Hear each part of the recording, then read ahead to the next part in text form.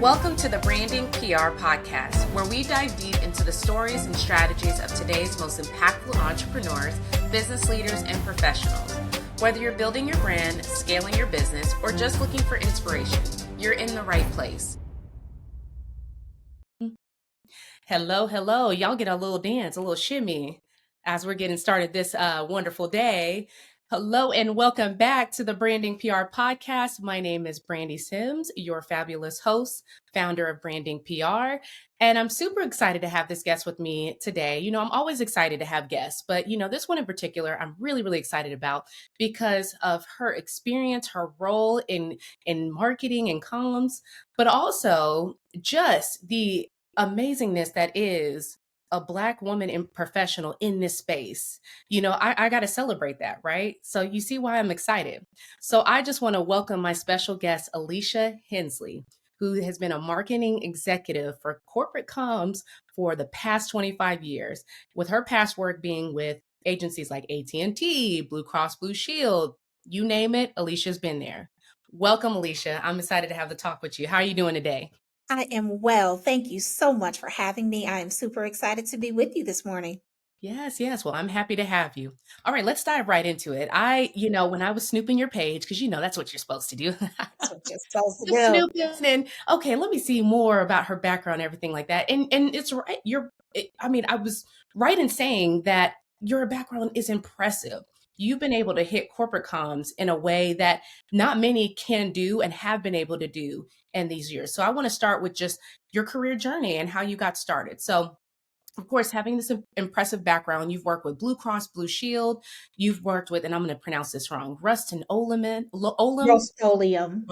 spray Okay. paint people. Yes. Okay. And AT&T, what initially drew you to marketing and how has your journey shaped your approach today?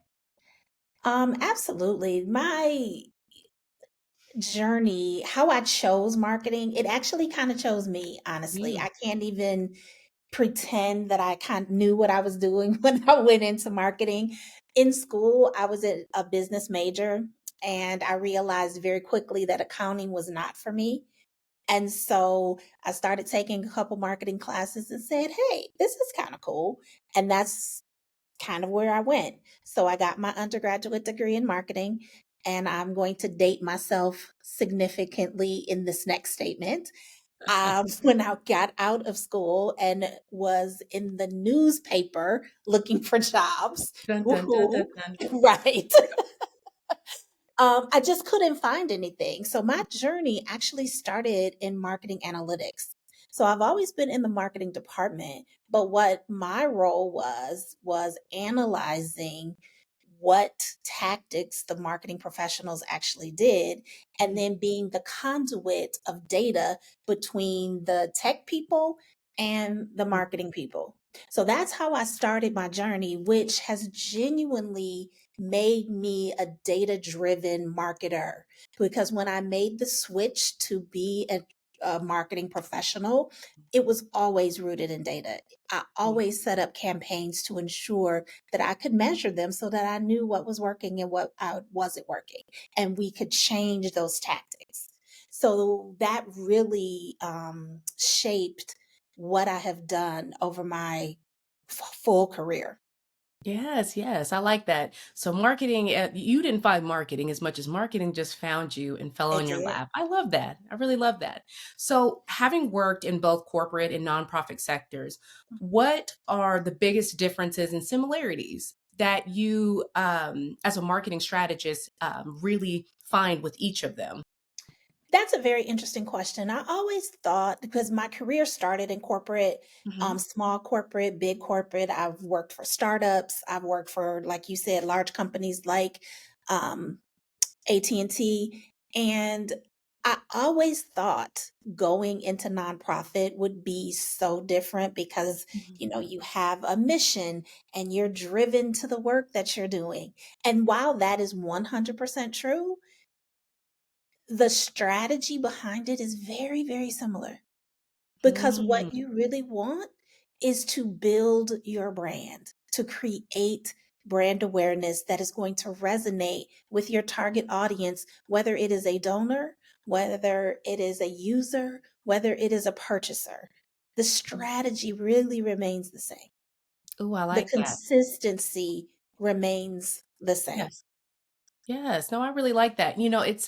It's interesting that you say that because I'll be honest, in PR, it's kind of the same thing. We get folks all the time because I run Brandinc PR. I've been in the PR and comm space for 15 years now. And it's kind of crazy even thinking that because it Yeah. fell into my lap in a similar sense. Mhm. But it's something that I always share. Like, listen, whether it doesn't matter the industry, right? The PR is still going to remain the same. We're going to have a little tweaks to it, yes, Yeah, of course. absolutely. But for the most part, the strategies, the approach, the tactics are all going to be very much the same. And they're going to apply from this industry to this one to this one. And it's Mhm. largely because we'll have prospects that'll be like, oh, well, do you guys handle this type of PR or handle this particular industry? And it's like, Yeah, it's all the same. It doesn't it matter if is. I did it over here, I'm gonna be able to do it again and to do it Mhm. again in this industry and do it in this industry because the strategy and tactics still remains the same. So it's really cool Yes, to hear that marketing is the same way for you it too. is.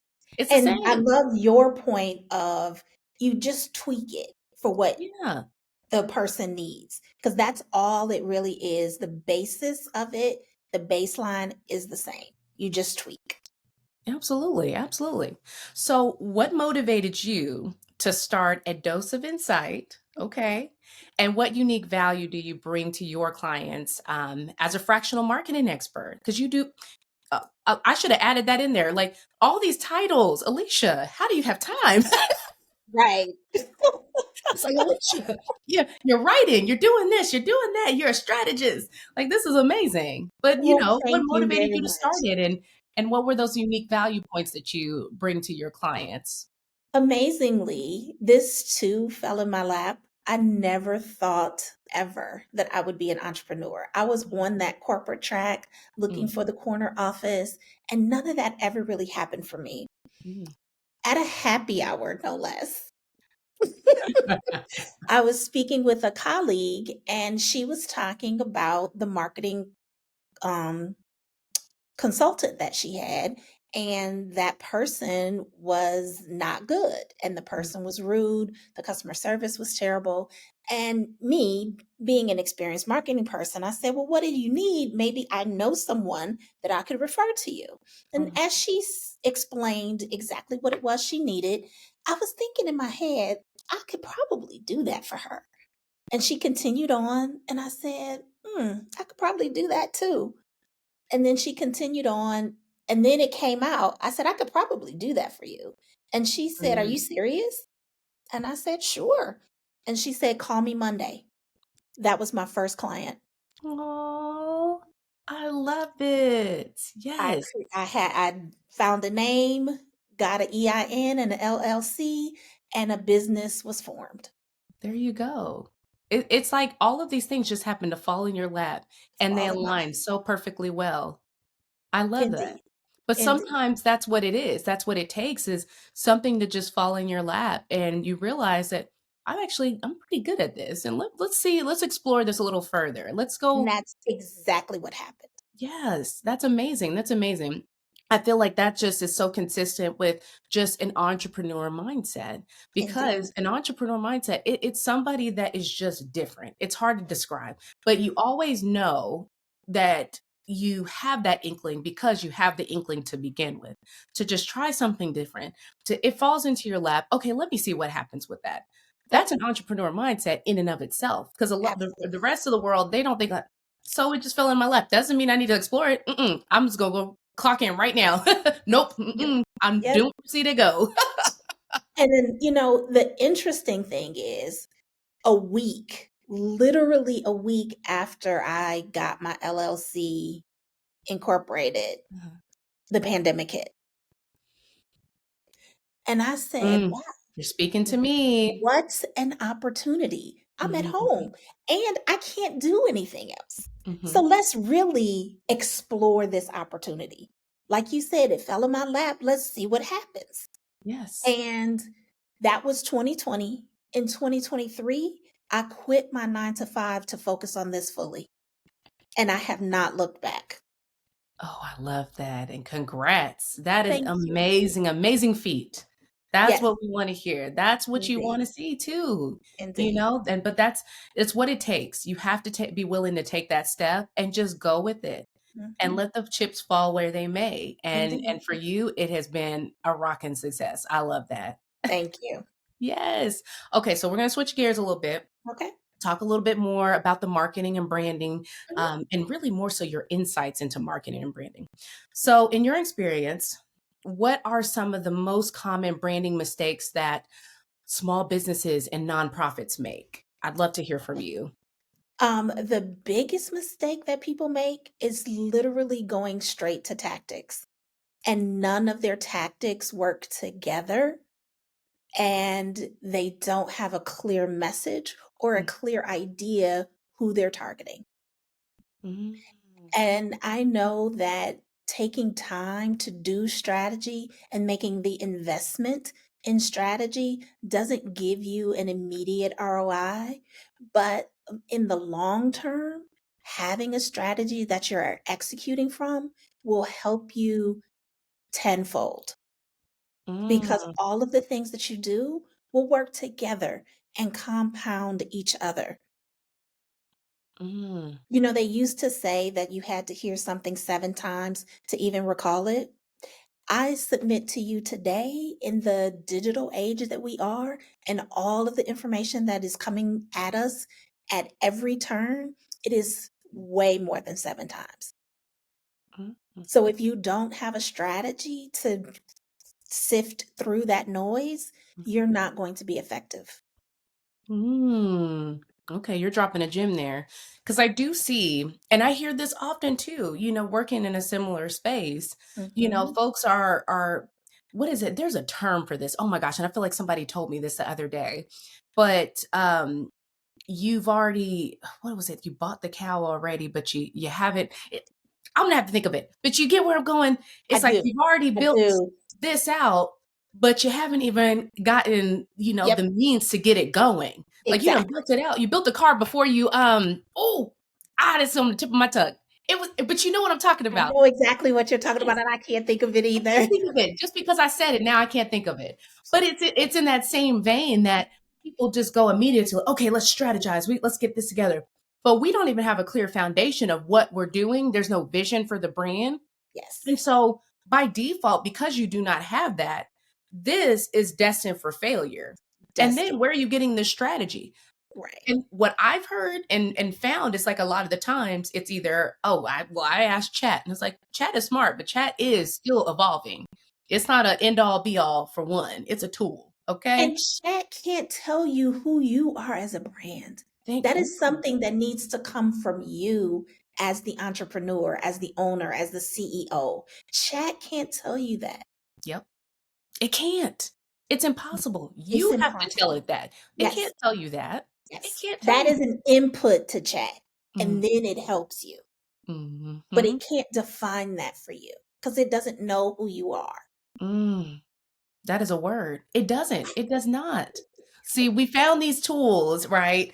And it helps in many ways, the efficiency Absolutely. of our productivity, but at the same Mhm. time, I think people have taken it too far where it's now, oh, I'm going to replace a person for this because it can just do it. And it's like, absolutely not. That's not what chat is meant for by no means. It You is not. have to do the work. You have to build your foundation before you build Yes. the house. You got to get the Yes. foundation first. You got to get that done. You can't Yes. skip around that. You And I feel cannot, like chat has become that skip around, for but people sure. are slowly starting to figure out that, oh, yeah, I can't skip around my vision. I can't skip around the branding and who we are. I have to answer that question. They can't answer it for me. That's why my strategy doesn't work. That's why it doesn't work. Yes, Absolutely. that's such a good point. I love that. So how has marketing evolved over the past 25 years, and what trends should businesses be paying attention to now? Absolutely. So again, I go back to dating myself. You know, I told you I came out when I was looking in the newspaper for a job, which means I have been in this game for a really long time Yeah. because when I came out, email was new. So I was just developing email campaigns Mm, because we were still mailing things out and, doing direct response campaigns and things like that. And so just think about the digital age today and how many different channels there are where you can reach people. And this goes back to knowing your audience because you can be on all these platforms, but if your audience isn't consuming information on these platforms, you're wasting your time, yeah. energy, and money. You've got to know who you're trying to reach and where they are Mm, because it is so much. So also remember that those tried and true direct response campaigns and radio, television, those traditional things still have a place in your overall strategy. mhm. It is just how much of those things you use and Ooh, what your budget is to use all of those things. But there is a place, which is also why developing and building out a strategy that has all of these tactics included is helpful because you know what to do. mm. Oh, yes, I like that. And see, I feel like you were just bringing out the data side of you, and right, not the date. What was it that you said? I'm gonna date Dated. myself. No, I feel Right. like you're bringing the data out of you. There you I know go. that's right because I mean, but you're so spot on in every point that you've made here. That there are the trends; they come and go, but They- what really matters is how are we collecting information to know where my person is, because your person might not be on all these platforms that you're on. I talk about it a lot with clients that get the itch, right? Yep. Something new comes out and here they come to us. Hey, so we need to be on this new thing. I don't do the electric slide, but I might do it because they say that's going to get me 100,000 followers. We might go Yep. viral. What do you think? And da da da. And I'm like, first of all, whoa, whoa, whoa, let's slow down. Slow it on down. Let's find out what are the demographics of this platform, because it Yes. might not fit within your brand and what you're looking for and who you're trying to communicate with. Everybody and every platform is not where your customer is. You really have to hone in and really target and be focused on who is your person and recognize that it's not going to be everyone. It's possible that it's not going to be every platform, and that's It, perfectly fine. it never is. It Yes. never is. And I will say, you mentioned, customers wanting to go viral. I absolutely hate when they say that because the question I ask after they say that is, do you even remember the last thing that went viral? You do not. Viral means you are in someone's mind for a day, possibly a week. What you prefer and what you should prefer is to be consistent. You don't want to go viral. Hmm. Oh, I like that. That needs to be on a shirt. Like, that's not what you want, but you're so right because Yep. it is. It's a temporary moment. It's what we used to call with that 15 minutes of fame. That's literally being viral. Do you really Exact. want that in terms of Exactly. your brand You to do just not. be that one quick moment Yeah. and then we don't ever hear or see from you Anything. again? Yep. We Yep. don't want that. Oh, We I do like not. that. That's a good look at that reframing. Okay, are you sure you're not in PR? I like that. It's a way to go. Yes. So, what role, in your perspective, does storytelling play in successful branding, and how can organizations craft that compelling narrative that resonates with their audience? Storytelling is everything because that is what people connect to. And Mm, people do business with people that they trust. And oh, how do you get to trust someone? You get to know them, and you get to know them through their stories. And it is their personal stories, like I just shared with you. It is the successes of the clients that I've serviced. What do other people have to say? mm, It is through the content that I put out. It is through these conversations with wonderful people like you that help show this chick might know what she's talking about, right? So the storytelling is everything. And that should be your North Star in everything that you do. okay, I like that. The North Star, right, is storytelling. I know that's right. And that's something that's super, super important for every brand, whatever the level. Like in a previous episode, we talked about that Mm, in the sense of small businesses often will get this idea that, oh, marketing is for the big guys, the big budgets. And we just like to like say, listen, categorically false. You need marketing whether you're big, whether you have a couple of dollars. Because how do you think people are going to know about your brand? mhm, Hi, marketing. You got to mhm. put yourself out there. So I feel like that just ties into that conversation and the importance of storytelling is like you got to tell your story You day absolutely one, day not one. day 350, not 3,000. You got to Yes, start having that starting that story right now and promoting yourself because that's essentially what you are doing. yes.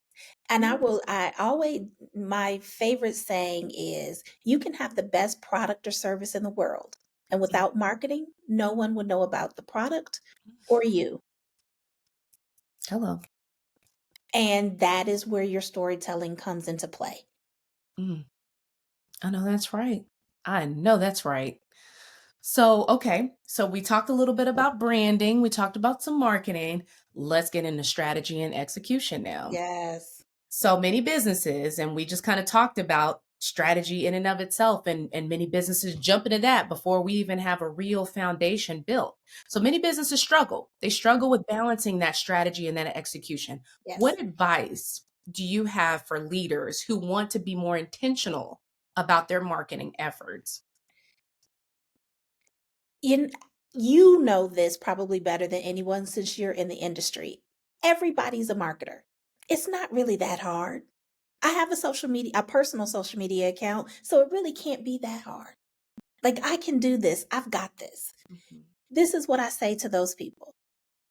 When I started my business, I hate accounting.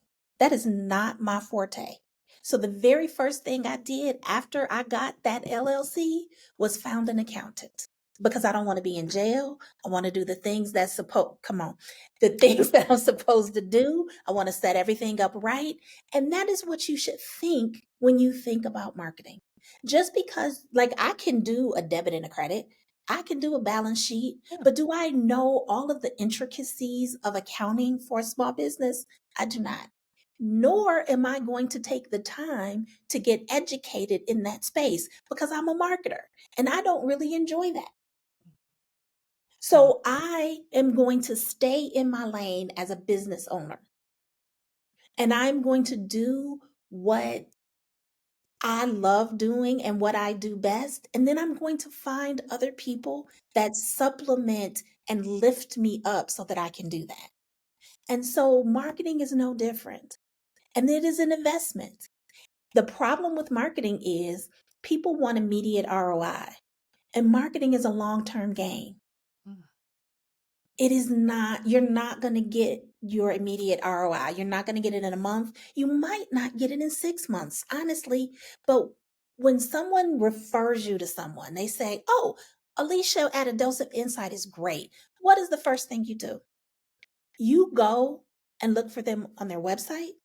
You go look at their social media presence. So today, those things are just the cost of doing business. mhm, You're not going to find a hard and fast ROI on those things. Because if you don't have them, people are going to, that delegitimizes your business. People aren't mhm, going to believe that you are who you say you are because they have no digital trail of that. mm, So I say, you know, you have to invest in your brand. And to your point, invest from day one. And you don't have to jump out with $20,000 worth of marketing. There's some things that you can do on a budget, but be intentional about what you're doing and what is going to have the biggest bang for your buck. mm. Oh, no, that's right. Just because you can doesn't mean you should. Okay. Hello. That's a key takeaway Hello. right there. Love that. Um, I'm gonna steal that saying. yes, but it's so true It though. Just is. what you're saying, it's so true. Just because you can doesn't mean that you should. We can all have a social media account, but doesn't mean we know how to do it well. How to do Okay. it well. Just because we Absolutely. have a bank account doesn't mean that we know how to do it well. There are people out here with the expertise, the time spent learning and all of that. Because I'm with you on that. I got an accountant too. I'm not trying to do none of that. Oh, right out the gate, as soon as I started the business, I was like, let me go ahead and start looking up accountants. Hey, who do you use? Because I knew for a fact it would not be me. I It's don't not. like numbers, never been a fan. Nope, not for me. If I I'm like looking like numbers, just not data debits and points, credits. if it's data points, okay, I'm there because there's Yeah, like a story to it, right? exactly. Counting it's a kind of a story, but it's not the fun story that I want to see. I don't want to see Exactly. the expenses. I don't want to see all that. And I don't want to have Exactly. to figure and then Mm. what tax codes I should use to get a bit. I'm going to Yes, leave that to the to the experts and the experts. pros that can Mhm. help me out and keep me out of jail. Absolutely. What you said. That part. That part. I know that's right. All right. So what are some key indicators that a business might need a fractional marketing expert like yourself instead of going with an in-house team? I think the budget is really the big thing Mm, because hiring a consultant, you don't have to pay the benefits and that kind of thing. And you can set your budget for that consultant to work within. And then you design exactly what you're going to get for what you have. mm, And again, doing a lot with a little. It is always possible. mm, And then once you grow, that consultant can help you get to an in house person, right? Where you have enough work and enough resources and enough money to actually get that in house person. And it's an easy transition. Like that's for me success for my clients. mm, When I've been their fractional marketing person and then they get to the point where they're like, I kind of need somebody full time and I can help them write the job description and I can help them, find the right person. That is success. Okay, I really, really like that. I just, as you were speaking, I was thinking like, you know what, there is that cost effective benefit and that bonus for startups and small businesses. But there's also, the idea that you will help them in that transition as they scale and they get bigger and they grow to the point where they're ready to have a full-time person and they're ready to have and develop a full team. I think that's amazing. And I don't think enough people know about that in terms of the fractional marketing Mhm. expert's role is that no, we can guide you through the entire process and continue Absolutely. on. Absolutely. And what small business do you know could hire someone with 15, 20, 25 years of experience? Hello. Can Not you many. afford that? Yes. Exactly. You Yes, can't. you Like, cannot. you could probably afford someone coming directly out of school, but they don't have the experience or wisdom. And that's not a knock to someone coming out of school, but it's very different. The education and the practicality of Mhm. marketing. Yes, no, you were spot on with that. It's there's a practicality in this, and Mhm. there's the level of expertise in this that is miles ahead of somebody Abs- that just is getting started. And I feel Absolutely. like we should get some data points on that. How many We businesses should. have gotten kind of gone the I would say the easy route, right? We just Mhm. hire a new grad, not Yep. knocking them, but we hire a new grad because we Yep. can pay them cheaper. And Mhm. then they just kind of figure it out while we figure it out. How much money has been invested and spent in doing Yep. this approach? I would be curious if there is a survey out or something that Pew Research Center, I'm always shouting them out because I'm always looking at them for like Yeah. new Same. surveys and things that they're doing. But to do something like that, I'd be curious how much money gets sunken into that. But I feel like I know the answer. And it's likely that there's been so much money sunken into that approach, right? We just Mhm. hire the new kid on the block instead of just getting the expertise that we really truly need from right out the gate, Yep. hiring.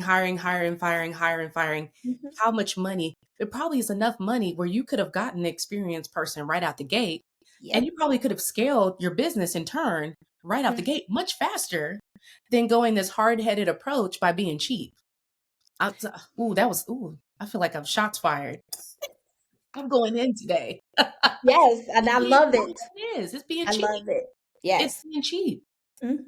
And you've got to Um, really recognize what is going to be the return on investment for you, right? But yes. also, this is not just marketing, it's every role. If you Yes. decided that you got the new grad for every role in your organization, what do you think is going to happen? They're still learning Mhm. too. And They honestly, I are. think you're doing them a disservice Yes. if they don't have somebody at least shadow to To learn their role. learn. So they're Yes. learning from scratch and not, Yes. you know what I'm saying? I love it for sure. And I Yeah. will say, as you get me or you, when you get any seasoned professional, you don't just get marketing know-how, you get business know-how, right? Like I have an undergraduate degree, I have an MBA from the University of Chicago Booth School. I Yes. have led nonprofit organizations. I've created marketing departments from scratch. All of that is what you get when you hire me, not just managing social media or creating content or writing a content calendar or writing a blog. You get all of that experience. Mm, mm. And that's worth the investment. It And that, is. to me, across the board, absolutely worth the investment because look how much money Absolutely. you're going to spend by taking the easier route or Yes. the quicker route, right? Because I think you Right. mentioned that earlier. People want to go with the instant gratification, Application. and then Yes. they quickly realize, like, dang, okay, I went viral, but now it's No one slowed down. remembers me next Nobody's week. still reaching out to us, right? Yep. And I think that's the same thing that can apply to from a PR perspective, right? I'm thinking of the instances where I'd have people be like, "Hey, can you get us in Forbes?" And "Hey, can you get us in this major name?" We get them in there, and then they're just like, "Oh, well, I just thought, once I got that article placement, that everything would just take off, and then we're just going to be swimming No, in money out the wazoo." And it's like that's not how this it works. is not. It That's takes why more than one article I was to gonna it's say consistency continuing matters. Yes. Yes, consistency matters. consistency.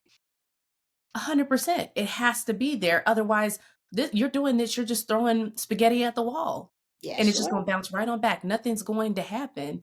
It's not Nothing. going to pop off. And then Nope. also the attitude, your approach is already wrong. If you thought that that was going to be one and done, I'll just make this big investment and then that's it. Yep. This is a Nope. long game. And you said that earlier. This is the long game, not the short one. It is not. And that's Absolutely. also what mentally blocks people from investing in marketing because they as especially as a small business because they just can't justify that type of investment in themselves and not be able to see the return tomorrow. Mhm. Yep. Yep. No, exactly. Exactly. It is a mindset thing. It So I is. hope that just with conversations like this, that it Absolutely. helps to crack that open and really put it in perspective. But Yes. in its most basic element, it's like, listen, this is a long-term investment. Yes, Yep. it in a key word, investment. Okay. Invest. But when you Yes. look at those brands and those businesses that have been successful, what is the common denominator? They have a consistent marketing strategy. They have a consistent storytelling that they're doing in terms of their brand. There's a reason why McDonald's is McDonald's. And Apple 60 is years Apple. later, And 70 years. Walmart is Walmart. Like Thank you. these brands did not start as what we know Walmart is today. Mhm. McDonald's didn't start as McDonald's, and they are where they are. And do you see any less commercials and advertisements and storytelling? You absolutely do not. No, And they're already at the top of their game. that part, that part. They are still actively and consistently executing their marketing strategy, Yes. even as big as they are. So what does that tell you? You need to step your game up. Because Hello, no one knows about you right now. 0 people. zero. Zero investment, zero return. You get nothing. You got to put something in it. You got to put something in the pot if you want something to shake, and that's it. Absolutely. So, what are some innovative ways that small businesses can maximize their marketing impact with a limited budget? Because I get it. We talked about budget. We get it, guys. We are Yes. small business owners too. We get it. Yep, we We do. get the limited budget. However, with what you have, you absolutely can do something with that. So, what innovative ways do you feel like they can maximize on that budget? As a small business, you are your brand. When people think of a dose of insight today, they think of Alesha. However, tomorrow, when I have 50 employees, I need that brand to be bigger. But starting out, it is you. It is aligned kind of one to one in most instances. So get yourself out there. Do things like this. Talk to people, network. Those things don't cost you anything but time, Mm, mm, and make the relationships follow up. mm, Talk about what you do. Show up in places where you know your customers are. And then I go back to where I said having a digital presence is just the cost of doing business. You have to have a website. I say you should have some type of social media presence, but I will say if you're not going to be consistent, don't bother. Because if you post something today and don't post something for 3 or 4 months, no one's looking for you. You're not coming up in anybody's feed, and it's not doing you any good to be in that space. So if you're going to do it right, do it consistently, and have relevant content that is going to help your future clients. Not what's going to help you as a business, but what value do you bring to them? That should be your message. That should be your content. And all of those things, all it takes is time. And the willingness to invest that Absolutely. time. Because Absolutely. we've talked monetary throughout this Yep. conversation, but we're also talking about a time aspect of this too. That's an investment, Absolutely. and It it is a absolutely huge matters. investment that you can't get time back, right? Mhm. Once you've spent it. So you make sure that you're spending your time on the right things. Hello. I know that's right. Well, speaking of, um, this is a perfect segue to get into your legacy, all Yeah. right, and your leadership. So, as a marketing leader with extensive experience that we've talked about today, what lessons have you learned about leadership and resilience in a bit in business? That's a great question. So, this podcast comes at a great time because just this month, A Dose of Insight will be 5 years old. So, Congratulations. thank you Yes, very much. 5-year mark. Yes, so have been rather reflecting on that very question. Yes. And the lessons I learned were the hard way, I will say, because I didn't have a lot of mentors or sponsors.